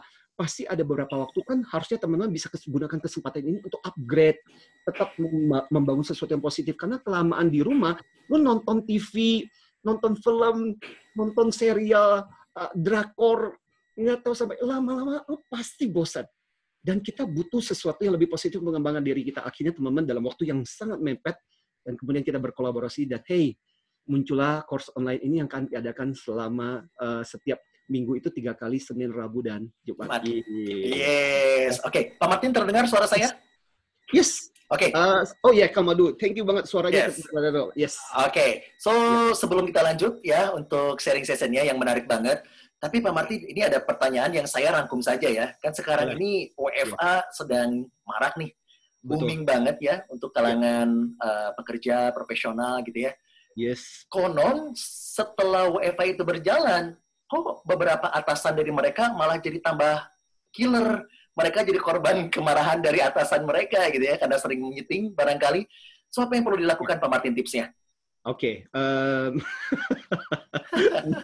Jadi, saya jadi ingat dengan teori kalau di dalam dunia manajemen, teman-teman sekalian, ada yang namanya teori X dan teori Y. Teori X itu ada teori yang berpikir bahwa karyawan itu malas, karyawan itu perlu dipecut, karyawan itu kalau nggak diomel-omel, itu pasti nggak bergerak. Ya. Tapi ada teori Y mengatakan nggak kok, karyawan itu pada dasarnya positif kok. Sebenarnya kalau bisa dimotivasi dengan baik, mereka akan melakukan pekerjaan. Nah, saya yakin ini beda-beda nih. Saya yakin banyak di antara karyawan dari perusahaan, pabrik, dan sebagainya yang mungkin termasuk yang atasannya agak curigaan, yang masih menggunakan ini, teori X. Oh, teori X ya. Saya nggak terlalu yakin nih. Coba saya mau memastikan, pokoknya setiap jam harus mesti lapor. Jadi mesti Zoom setiap jam. Banyak loh yang polanya seperti itu. Tapi memang situasi, makanya termasuk juga kalau kita baca, saya mengikuti karena juga ada beberapa teman-teman rekan-rekan yang di Jepang. Di Jepang itu mereka mungkin karena terbiasa berada di tempat kerja. Masih di antara mereka masih yang banyak yang membudayakan tetap masuk ke tempat kantor dan tetap bekerja dalam situasi kondisi sekarang ini. Ya, mungkin gini, ini juga jadi pembelajaran bagus sih sebenarnya buat saya bicara mengenai work from home. Nah, kali ini aku mau bicara sama para pebisnis dong, para teman-teman yang punya bisnis dan menjalankan bisnis. Kita nggak bisa memaksakan dalam situasi seperti sekarang ini, apalagi misalnya angka-angkanya itu masih tetap, selama angka-angkanya itu masih tetap tinggi, mau nggak mau kita tetap safe. Saya merasa keselamatan karyawan tetap harus menjadi hal nomor 1. Intinya adalah apa yang bisa dilakukan adalah strategi, cara pandang, dan sudut pandang kita harus berubah. Artinya apa? Work from home yang paling penting kan sebenarnya adalah hasil. Selama sebagai ini juga sebenarnya menjadi satu tolok ukur buat kepemimpinan kita. Bagaimana caranya? Apakah kita termasuk pemimpin yang harus mondar-mandir setiap hari melihat, memastikan karyawan kita bekerja? Ataukah kamu pemimpin yang efektif? Pemimpin yang efektif itu apa sih? Dia punya satu guideline yang jelas, dia punya satu KPI yang jelas, apa sih yang mau dicapai, apa sih yang harus dikerjakan. Dan itu yang kemudian menjadi ukuran buat dia untuk memastikan karyawan menyelesaikan itu. Jadi daripada misalnya contoh memaksakan karyawan tetap harus datang ke kantor pada situasi tidak memungkinkan misalnya, kecuali kalau situasi sudah memungkinkan. Atau misalnya contoh dalam situasi seperti ini, nggak percayaan, sulit. Ya, karena bagaimanapun juga ketika berada di rumah, kadang-kadang kita harus punya keikhlasan gitu, bahwa yang fokusnya adalah mau situasi apapun, yang penting adalah ada target-target pekerjaan yang mesti mereka selesaikan. Itu sih sebenarnya yang paling penting sih. Menarik banget, semoga terjawab. Dan ini juga Pak Martin, sebelum kita masuk ke sesi berikutnya, semoga pertanyaan dari Pak Gofur nih, ada pertanyaan dari Pak Gofur. Yes. Pak Gofur, salam kenal Coach Antonio Martin, bagaimana tips simple praktis dan continue untuk mengelola emosi negatif yang biasa diterapkan, yang bisa diterapkan kapanpun dengan situasi apapun, agar ketika emosi negatif akan muncul pada bawah sadar kita, kita mampu fast recovery, sehingga harapannya tidak mengganggu produktivitas di kehidupan, bisnis, maupun pekerjaan. Semoga pertanyaan Pak Gopur juga ditanyakan juga sama teman-teman ya, jadi bisa diwakilkan. Yuk, Pak Martin. Luar biasa. Ini pertanyaan udah seperti pertanyaan kelompok pencapir ini. Tertata dengan baik. Yes, oke. Thanks bro untuk pertanyaannya. Saya akan fokus ke ini. Saya akan fokus ke tips ya. Karena kita tidak diizinkan cuma boleh 1,5 jam.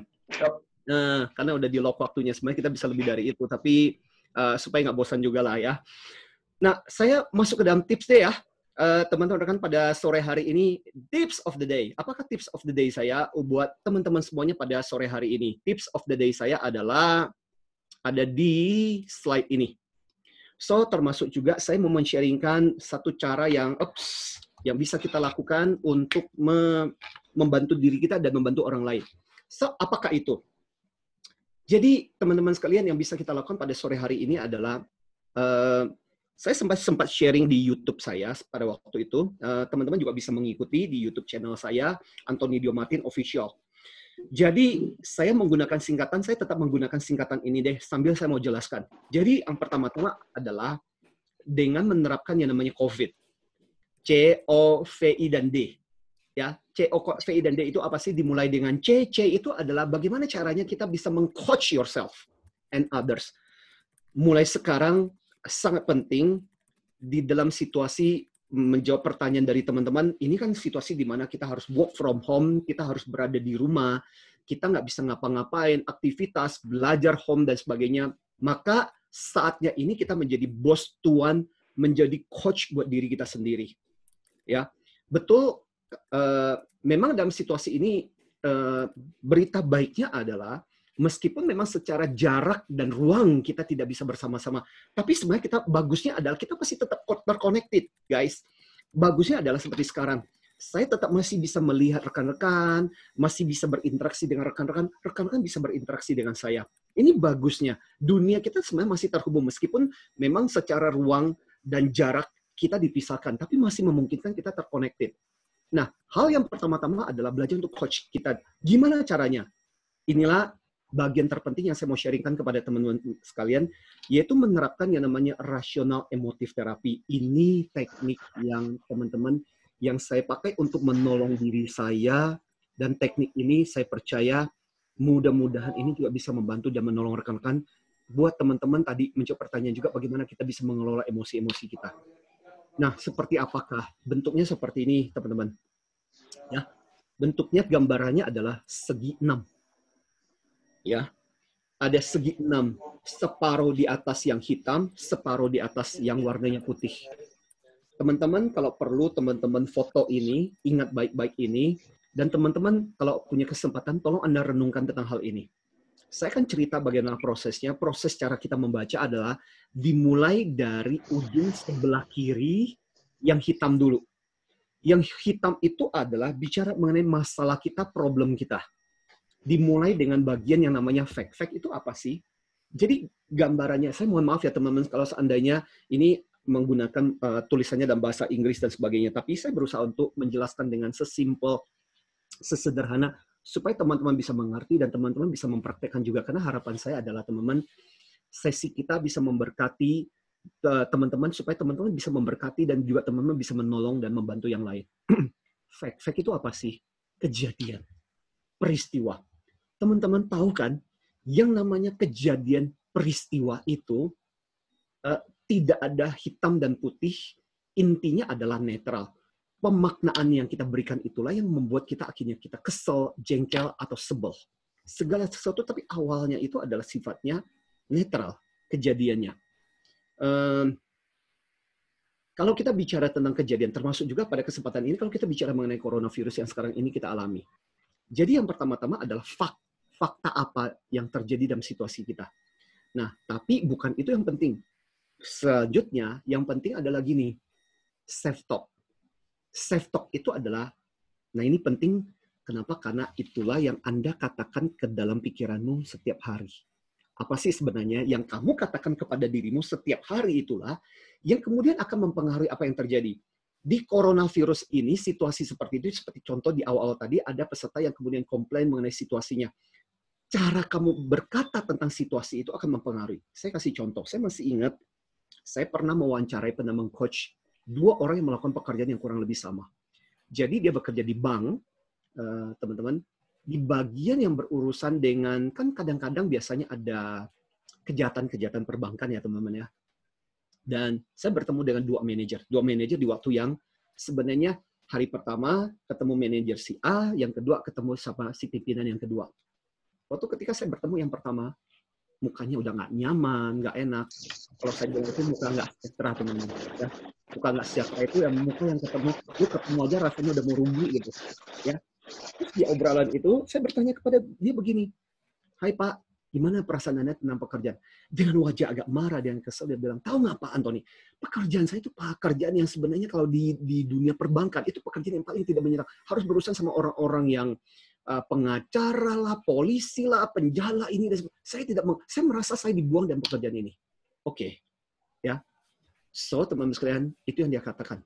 Padahal pekerjaannya urusannya kalau di dalam, mungkin kalau ada teman-teman yang di dalam apa yang tahu tentang perbankan namanya fraud, ya, bicara mengenai penyelewengan, kesalahan, kejahatan yang berhubungan dengan itu, tujuan pekerjaan di situ.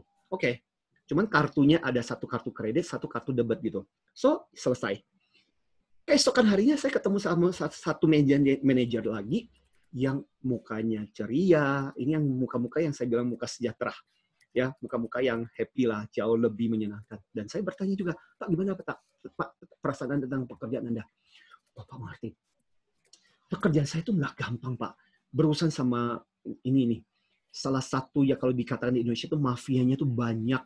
Berurusan sama pengacara, jaksa, bahkan kadang-kadang. Tapi saya cukup menikmati pekerjaan saya, Pak. Padahal latar belakang saya bukan di hukum, tapi pekerjaan di bagian fraud ini cukup saya nikmati, cukup saya enjoy." Tahu nggak teman-teman, rekan-rekan, habis saya wawancara dengan mereka berdua, saya muncul sebuah pertanyaan. Jadi yang namanya pekerjaan yang namanya fraud itu, entah kita ngerti atau enggak jadi masalah. Yang penting, jadi pekerjaan fraud itu pekerjaan yang menyenangkan atau tidak menyenangkan? Jawabannya ada di mana? Di self-talk. Jadi apa yang kamu katakan tentang kejadian itu berpengaruh. Berpengaruh terhadap apa? Bagian yang ketiga dong. Lihat, kalau kita lihat dari segi 6 kita, dari 3 bagian pertama itu, kan dimulai dengan fakta, mempengaruhi cara kamu berpikir. Cara kamu berbicara kepada otakmu. Ya. Dan itu mempengaruhi apa? Perasaanmu. Ingat nggak tadi prinsip kita? Think, feel, act. Cara berpikirmu mempengaruhi perasaanmu, mempengaruhi tindakanmu. Dan perasaan itulah, lihat, nggak heran kan, si pimpinan manajer yang pertama itu merasa, aduh, nggak enak banget ya, gue merasa terbuang, sedih banget, kesel banget, jengkel banget karena di pekerjaan ini. Sementara si manajer yang kedua, meskipun ini berat, tapi ini cukup menikmati, saya cukup enjoy.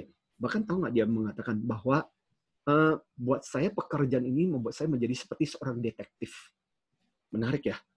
Jadi bukan kenyataan fakta yang seringkali, tapi cara kita ngomong, cara berbicara itulah yang seringkali mempengaruhi kepada apa? Perasaan-perasaan yang muncul. Nah, apa yang terjadi? Teman-teman, pada sore hari ini saya bisa kembalikan kepada teman-teman. Lihat kembali hidupmu, kejadianmu, pengalaman yang kamu alami. Bisa loh, orang berbulan-bulan, bertahun-tahun tenggelam, terpuruk, terperosok di dalam situasi kondisi seperti ini karena itu menjadi seperti lingkaran setan dalam hidup Anda. Anda pernah mengalami satu kejadian. Sebenarnya kejadian itu netral. Sama seperti saya misalnya. Saya pernah ditendang, saya pernah disiram dengan air kencing, saya pernah dibully. Banyak hal yang saya alami ketika masa kecil. Kalau saya terus-menerus menghidupi pikiran-pikiran negatif itu, apa yang terjadi? Yang saya petik buahnya adalah perasaan-perasaan yang negatif terus-menerus. Saya bisa jadi minder, saya bisa terus-menerus kenapa hidup itu begitu kejam, saya bisa membenci kehidupan, saya bisa membenci saudara-saudara saya yang pernah melakukan hal seperti itu, hidup saya nggak akan pernah selesai. So, itu sebabnya kenapa teman-teman kita perlu ketiga bagian yang ada di bawah yang warna putih. Itu cara kita untuk menolong kita. Makanya ini juga menjadi bagian kita mengelola emosi kita. Ya, apakah itu kalau kita perhatikan bagian berikutnya adalah yang keempat, teman-teman, adalah ada yang namanya reality check. Reality check itu adalah saatnya buat kita untuk membombardir, untuk menanyakan apakah pikiran kita selama ini benar. Misalnya contoh, kalau saya pernah mengalami situasi yang katakanlah tidak enak di masa kecil misalnya. Saya pernah misalnya contoh gini, ketika saya kehilangan ayah saya, waktu ketika saya berusia 4 tahun, saya sangat marah kepada Tuhan dan saya mengatakan, harusnya Tuhan itu mengambil, bukan ayah saya, harusnya Tuhan itu mengambil ayah dari teman-teman saya yang lebih kaya. Karena kehidupan kami begitu susahnya pada waktu itu, yang menyebabkan kehidupan kami jadi porak-poranda. Nah, kalau dilanjutkan, kejadian seperti itu bisa membuat saya terus-menerus marah dengan Tuhan, mengalami banyak kekecewaan, dan akhirnya menghidupi perasaan seperti itu. Reality check itu adalah mengatakan, apa benar bahwa tidak ada sesuatu hal yang bernilai, yang baik dari kejadian itu. Terus terang, teman-teman sekalian, kalau saya melihat kembali, bukan saya bersyukur karena saya kehilangan ayah saya, tapi setelah saya kehilangan ayah saya, kehidupan kami memang kemudian ditempa dengan luar biasa. Saya mengatakan saya bisa menjadi seperti sekarang, saya bisa melewati berbagai tantangan kesulitan. Saya merasa karena itu ada hubungannya dengan bagaimana masa kecil saya ditempa. Jualan es, diketawain, ditendang, diludahin, atau apapun pengalaman-pengalaman saya yang alami pada masa kecil itu. Akhirnya saya merasa bahwa kalau yang namanya reality check itu adalah mencoba untuk mengecek apa benar pikiran kita itu 100% tepat. Jadi ini adalah saat buat kita untuk menguji apa benar, mana buktinya. Kalau kamu mengatakan bahwa ini adalah sebuah bencana, apakah selalu bencana? Buat beberapa orang dia bisa melihat sesuatu yang positif. Dan saya merasa sesuatu yang positif pada kesempatan kita pada sore hari ini adalah, tahu nggak teman-teman, kita nggak terbiasa, sungguh biasanya kalau apalagi itu, terutama kita di Indonesia, jarang kita bisa online, mau seminar, mau training, tapi gara-gara karena virus, ini juga kesempatan yang bagus di mana kemudian kita bisa belajar, bisa sharing, dan teman-teman bisa melihat, dan saya bisa melihat teman-teman dan berinteraksi dengan teman-teman. Bukankah sesuatu yang tidak selalu buruk? Nah, ini reality check. Habis itu kemudian wisdom. Wisdom ini adalah bagian di mana kita mulai berkata begini. Oke, situasinya memang tidak, ada satu kata menarik, kalimatnya begini. Mirip seperti doa, tapi ini lebih sebenarnya sebuah ungkapan peribahasa. Tuhan, berikanlah kepada saya kekuatan untuk menerima apa yang tidak bisa saya ubah. Berikanlah saya keberanian untuk bisa mengubah apa yang saya bisa ubah, tapi yang jauh lebih penting adalah kebijaksanaan untuk bisa mengubah apa yang bisa saya ubah dan menerima apa yang tidak bisa saya ubah. Itu kalimat yang menarik. Jadi kekuatan untuk mengubah yang bisa diubah, kesediaan untuk menerima apa yang tidak bisa diubah, dan kebijaksanaan untuk bisa tahu mana yang bisa diubah dan mana yang tidak bisa diubah. Artinya gini teman-teman sekalian, sampai pada titik kita hidup kita sekarang, mana yang tidak bisa kamu ubah? Masa lalu, kejadian, peristiwa, itu sudah terjadi. Tapi mana yang bisa kamu bisa ubah? Titik sekarang dan titik berikutnya. Iya nggak? Oke. Apa yang bisa kita pikirkan ke depannya? Dan terakhir, tips dari saya itu adalah self-affirmation. Terus-menerus menguatkan kita. Jadi ini adalah kalimat yang terus-menerus ketika kita bangun pagi hari, kita mengatakan, hey, kita sudah memulai hari pagi, apa sih yang bisa kita kerjakan, apa sih yang bisa kita lakukan. Saya akan bertahan, saya kuat, saya akan melewati ini. Bukan cuma saya merasakan seperti ini. Ini adalah self-afirmasi, kata-kata positif yang diucapkan setiap hari. Semua agama mengajarkan kepada kita, guys, teman-teman, pada waktu ketika kita pagi-pagi, waktu ketika misalnya bangun, pada saat ketika teman-teman sholat tahajud, pada saat ketika teman-teman bangun berdoa, renungan pagi atau apapun teman-teman, ketika kita mengatakan hal-hal positif itu adalah bagian penguatan. So ini adalah proses yang bahkan secara psikologis diajarkan. Makanya saya bilang, mari kita coach buat diri kita. Balik lagi. Oh, berusaha untuk stop hal-hal berita-berita yang negatif, jangan terlalu banyak, fokuslah kepada hal yang positif. Dan thanks buat teman-teman pada sore hari ini ya sharing bersama dengan kita. Visualisasi, membayangkan daripada fokus pada yang negatif, dan vibrasi. Nah, ini juga salah satu hal yang penting teman-teman sekali gini. Ternyata kayak di rumah nih. Nah, ini penting dan ini Anda bisa langsung praktekkan juga saat ini juga setelah acara kita selesai. Vibrasi. Tahu nggak teman-teman sekalian? Ada yang namanya vibrasi emosi. Bahkan perasaanmu ternyata bukan cuma kamu yang mengalami, radiasinya itu kemana-mana. Radiasinya itu bahkan sampai 5-10 meter. Sampai saya punya satu peserta yang dia pelihara kucing. Dan dia cerita loh, kalau dia pulang ke rumah, lagi kesel jengkel, itu kucingnya menjauh. Tapi ketika dia di rumah, lagi happy, lagi senang, itu kucing datang melet-melet. Artinya apa? Mungkin binatang itu lebih peka. Saya nggak tahu. Tapi yang jelas adalah perasaan itu di rumah kita, apa yang kita rasakan ketika kita berusaha untuk happy, ketika kita berusaha untuk tenang, itu akan menyebar. Berikutnya adalah I. Itu apa? Install positive idea. Teman-teman, itu yang persis kita lakukan pada sore hari ini, yaitu apa? Berusaha untuk menginstall ke dalam pikiran kita. Kamu baca di mana-mana, teman-teman, terus terang, ini IG saya akhirnya udah selesai. Ada begitu banyak, Pak, saya tuh begini. Banyak orang yang berkeluh kesah. Kita bisa berkeluh kesah atau kita mencoba untuk install ide-ide yang baru. Teman-teman, rekan-rekan, saya bilang ini akan butuh maraton mental dari kita. Dengan pengetahuan kita, dengan pemahaman kita, kita mungkin punya keterbatasan. Itu sebabnya saya bilang, kenapa lu mesti belajar? Belajar merendahkan hati kita untuk belajar, mengisi pikiran-pikiran dengan sesuatu yang baru. Supaya apa? Supaya kita bisa naik level. Kenapa? Karena dengan pikiran dan kemampuan yang lu yang cuma itu-itu aja, hasilnya itu-itu aja. Tapi ketika kamu belajar sesuatu yang baru, dapatkan sesuatu yang baru, kamu bisa meloncat, bisa melewati, bisa mencapai sesuatu yang lebih baru. Makanya kenapa kita mesti install hal-hal yang lebih positif. Ya, saya bilang teman-teman, banyak orang mendapatkan begitu banyak informasi, tapi kekurangan ide. Dan saya berharap sih gini, Anda nggak harus mengingat semua apa yang saya sampaikan pada kesempatan sore hari ini sih teman-teman sekalian, tapi paling enggak muncul ide. Ya, dari obrolan Pak Antoni, yang masuk akal buat saya adalah, hari ini yang saya mau lakukan ini adalah ini. Itu aja udah cukup teman-teman sekalian. Jadi mempraktekkan. Dan keep yourself busy. Lakukan sesuatu, jangan membiarkan diri kita. Teman-teman, pernah kan buat teman-teman yang hobi naik sepeda, apa yang terjadi ketika sepedanya udah lama, lu nggak naiki? Aduh, gila, mau jalan itu berat banget. Tapi kalau terus-menerus kita terbiasa, makanya teman-teman sekalian, ini juga jangan terbiasa bermalas-malasan. Work from home bukan berarti kita nggak punya aktivitas apapun. Bikin rencana, bahkan saya mengajarkan kepada beberapa teman-teman itu bikin rencana, mingguan, harian.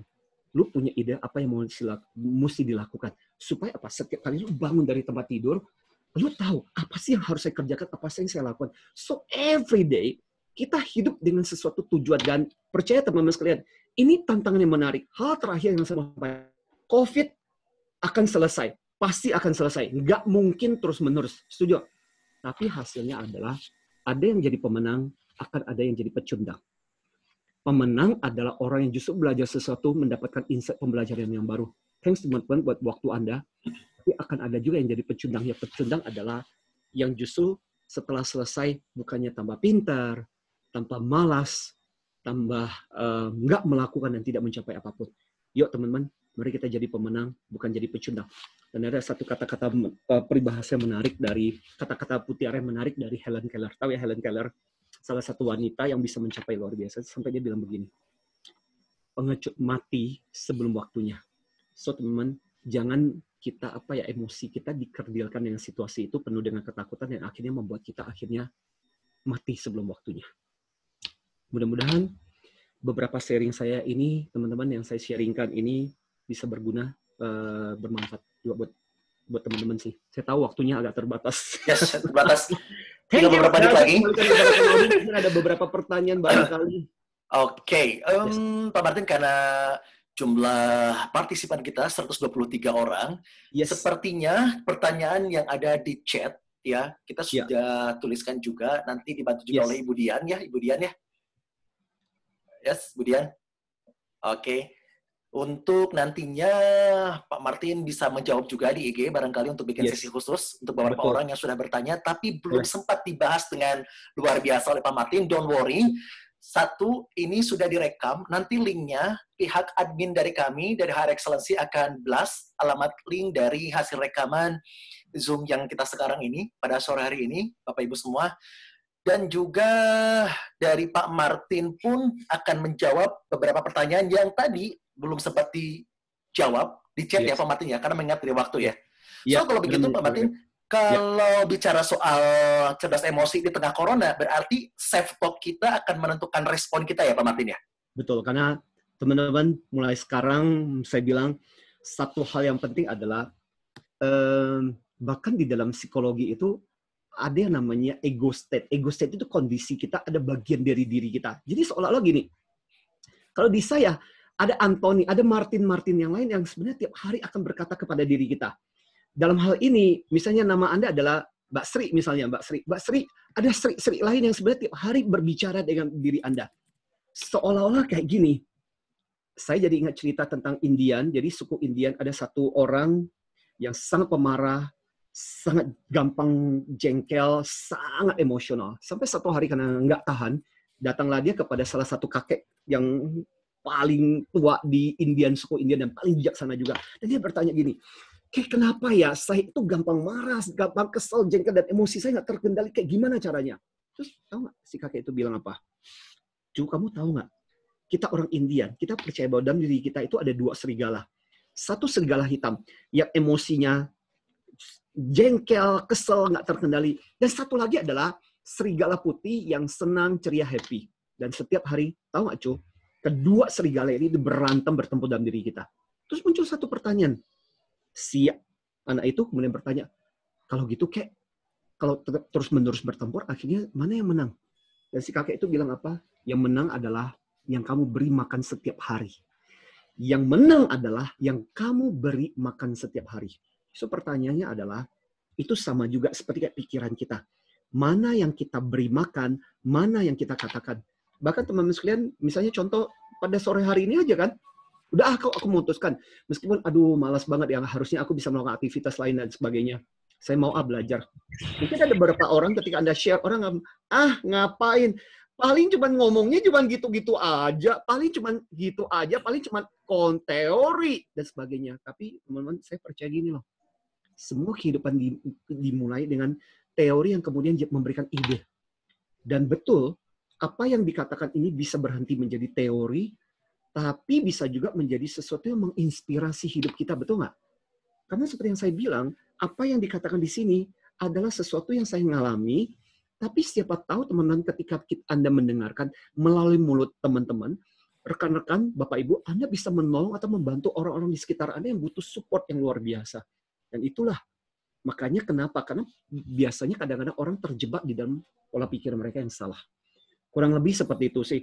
Nah, rekan-rekan juga, itu sebabnya gini, pada kesempatan ini, karena ini bicara tentang work from home, punya banyak waktu, boleh dong rekan-rekan saya mau sharingkan juga, sebenarnya gini, kalau bicara mengenai ide yang positif, ada, kalau teman-teman mencari informasi, ada sebenarnya dua informasi dari dua buku yang sekarang ini sedang kita perkenalkan sih. Sekaligus saya mau men-sharingkan. Ini buku yang bagus untuk parenting, buku ke-8 saya yang ditulis. Ya, kalau teman-teman tertarik, teman-teman bisa bertanya kepada Mbak Fani sebenarnya. Ya, buku yang sangat, bahkan apa yang saya ceritakan rasional emotif terapi itu, penjelasan gampangnya mudahnya ada di buku ini. Ketika pintar saja tidak cukup. Ya, buku bestseller kita dalam sebulan terjual 5 juta kopi, 5.000 kopi, teman-teman sekalian. Ya, so dan ini juga salah satu buku yang baru direvisi karena kita akan berhadapan dengan banyak orang-orang yang toksik, orang-orang yang beracun, orang-orang yang mentalitasnya tadi self-talk-nya. Nah, ini juga salah satu buku yang saya recommended buat teman-teman untuk baca di tengah-tengah kondisi ini. Itu sih beberapa pesan, beberapa informasi yang saya mau sampaikan. Oh ya, sekaligus teman-teman sekalian sebelum saya akhiri juga buat semua teman-teman, sekali lagi please saya ingin mengucapkan terima kasih banyak personally dari meja kerja saya. Saya ingin mengucapkan terima kasih teman-teman yang mau meluangkan waktu, teman-teman, sahabat, rekan, thanks buat supportnya, dan semoga teman-teman sekalian buat saya adalah mungkin obrolan pada malam hari ini bukan Anda yang bermasalah. tapi bantu, support, berikan energi. Ingat, vibrasi itu menular. Di rumah, kalau ada satu positif aja, dia bisa menular kepada orang-orang di sekitarnya. Dan di dalam situasi seperti ini, dibutuhkan banyak orang yang menggetarkan dan menggerakkan vibrasi yang positif. Dan sekali lagi, for the next, teman-teman sekalian, ini ada besok, saya akan menjadi host, saya akan menjadi Kang Madunya. Besok kita akan belajar dari Pak Daniel Lee, soal bagaimana caranya kita membangun semacam pola, ya, membangun pola, membentuk sebuah pola, pattern yang baru, mengatasi malas, membentuk pola yang baru, bagaimana caranya. Kita akan mendengarkan. Dan itu untuk Rabu, Jumatnya kita akan belajar. Nah, jreng-jreng ini rekan kita dari Telkom Yes, University, dari keren. Telkom. Beliau adalah satu coach yang luar biasa. Kita belajar bagaimana caranya kita belajar coach, meng-coach orang, menolong. Coach itu nggak harus selalu dalam konteks keluarga, bisa juga teman-teman sekalian kita praktekkan di dalam, sebenarnya dalam kehidupan sehari-hari pun. Bapak atau ibu sebagai orang tua, Anda juga meng-coach anak Anda. Iya nggak? Makanya belakangan ini banyak yang kemudian jadi sebel banget. Dan anaknya juga sebel. Sampai telepon ke Pak gurunya, WA ke Pak gurunya, Pak, Bu, kapan sekolah kita akan mulai? Ternyata orang tua saya adalah guru yang jauh lebih buruk dari Bapak Ibu guru di sekolah. Mendingan cepat-cepat balik ke sekolah. So, kita akan belajar bagaimana caranya coach dengan luar biasa. Ini yang akan kita lakukan pada minggu ini, guys, teman-teman, rekan-rekan Bapak Ibu sekalian. Ya. Yes, thank you so much, Pak Martin. Jadi Ya, jangan lupa untuk sama tetap aja juga teman-teman sharing, teman-teman juga bisa ini subscribe-nya, beritahunya sama Mbak Fani juga. Ya, sama seperti teman-teman, prosedurnya sama juga. Okay. Sama yes. Juga. Yes, thank you so much. Pak Martin, thank you. Ya, luar biasa. Ya, jadi saya terima kasih buat teman-teman untuk kesediaannya pada sore hari ini. Betul sekali. Ya. Sudah meluangkan waktunya dan juga sudah meluangkan kuotanya tersedot ya dengan mengikuti sharing session ini. Semoga bermanfaat tentunya di sore hari dan semoga lebih cerdas emosi di tengah wabah virus corona dan jadikan diri kita untuk bisa lebih aware dengan apa yang sedang kita rasakan karena apa yang kita pikirkan akan mempengaruhi perasaan nih Pak Martin ya. Betul. Dan juga akan mempengaruhi tindakan kita. So kalau begitu sepertinya kita perlu melihat wajah-wajah partisipan yang masih standby nih Pak Martin. Ya, thank you so much, betul. Kalau boleh share screen-nya dimatikan dulu Pak Martin. Oh iya. Ya, kita akan lihat dulu ya wajah-wajah mereka yang sudah kurang lebih 1 jam lebih ya. Sudah pantengin rumpi-rumpi kita di sore hari ini. Thank you so much. Yes. Mungkin dan juga diinformasikan kali ya Kang, buat yang belum sempat terjawab pertanyaannya, nanti bisa melihat jawaban dari Pak Martin di IG Pak Martin. Jadi Bapak Ibu langsung masuk ke IG Anthony Dio Martin, di promo tentang kegiatan hari ini, di bagian bawah itu kan ada bagian komen. Nanti Pak Martin bisa balas di situ tentang pertanyaannya. Tentang pertanyaannya. Dan thank you so much Budian sudah merekap pertanyaan yang tadi belum sempat dijawab oleh Pak Martin. Tapi don't worry, sesuai dengan apa yang sudah dikatakan oleh Budian, semuanya akan terjawab di komentar kolom komentarnya IG-nya Pak Martin ya. Yes, ya kalau mau tanya pun juga sebenarnya masih bisa di situ. Masih bisa di situ ya. Waktunya mepet soalnya. Waktunya mepet ya. Oke. Yes. Kalau begitu, teman-teman ada Mas Abe dari Jogja, teman-teman dari berbagai seluruh Indonesia. Luar biasa. Thank you so much, we appreciate. Ya. Oke, Pak Martin boleh dimatikan dulu ininya slide share screen-nya, share screen-nya. Oke. Biar kita bisa melihat wajah dari itu ya. Wajah-wajah. Kalau gitu,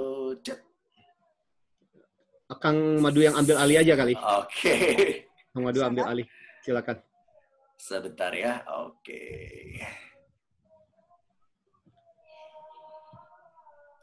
Oke. Yes. So, kalau gitu, ini dia wajah-wajah partisipan kita yang sudah rela. Iya. Teman-teman ngasih jempol kalau merasa bahwa ini sesuatu yang baik, bermanfaat, kerjakan dong. Saya butuh feedback teman-teman. Ya, bagus. Bukan cuma teman-teman yang jarang melakukan seperti ini. Ini bagus sekali. Yang baru kita budayakan. Biasanya saya berada di depan kelas, cuap-cuap di depan kamera, mantengin kamera, ini sesuatu yang berbeda banget. Kalau merasa dapat manfaat, hitungin jempol dong. Masukin jempol dong. Ya, thank you so much. Asik ketersediaannya. ya sudah meluangkan waktunya. Thank you banget Pak Hendri, Chandra, Carla, thank you banget. Mas Bagia, thank you. Mas Agung, everybody yang berada di sini, thank you banget. Ya. Thank you banget. Dan sesaat lagi ya, linknya hasil rekaman ini kita akan sebarluaskan, tentunya melalui dari nomor handphone dari Mbak Fani selaku dari admin kita di High Excellency. So jangan kemana-mana, don't worry, jangan khawatir kawan-kawan semua. Sampai ketemu di hari esok, karena hari esok akan ada Pak Daniel yang akan sharing mengenai pola. Kawan-kawan semua, Bapak Ibu semua ada di pola mana, di jalur mana. So jangan kemana-mana, besok kita akan sama-sama rumpi-rumpi kembali. Dan kalau begitu, saya Ahmad Badu. Pak Martin. Dan saya Antonio Martin. Oke, kemudian Pak Mek Sandi dan kami tim dari High Excellency. Thank you so much sudah join kawan-kawan semua. See you tomorrow dengan topik yang berbeda. Thank you. Selamat siang. Thank you so much. Bye. Satu.